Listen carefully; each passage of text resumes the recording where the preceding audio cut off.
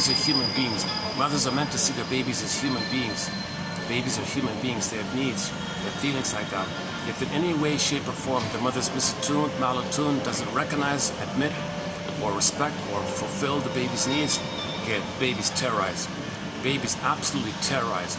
Okay, he's enraged, like he finally ends up with rage, and then mother doesn't acknowledge the baby's rage, and then his own rage bounces in on himself. So his own rage bouncing in on himself with the memory with the mother rejecting him creates the minotaur within. Now in your unconscious there's a labyrinth, and in the labyrinth is the minotaur. Okay, in the labyrinth there's the minotaur. Yeah. So when we face the healing journey, we kind of go in the labyrinth, and you're going to face this critical point that you are raging your mother. Now here's the really labyrinth in the labyrinth. In some cases, okay, with the bully pattern, for example, or what Garcia calls the minotaur personality, if the child did cross over in the Faustian deal, here's the really complicated thing.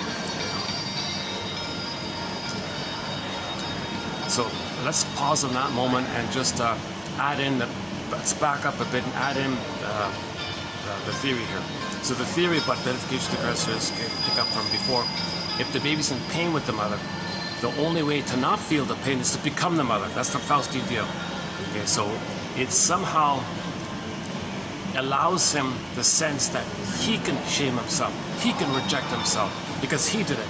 So all babies think they make things happen, they're the king and a god, they make everything happen. It's the only identity called narcissism. They make everything happen, they're a king and a god, they're a magician.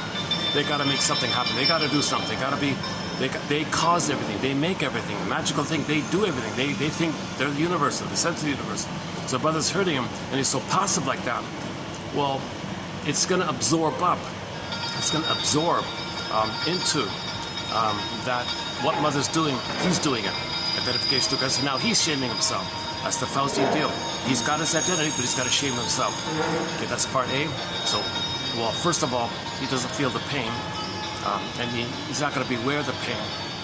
2, he gets his identity. He preserves some crumb or remnant of his agency that he makes everything happen. It's delusional stuff. No baby's a king or a god, but he starts off like that. And 3, he's got to be loyal.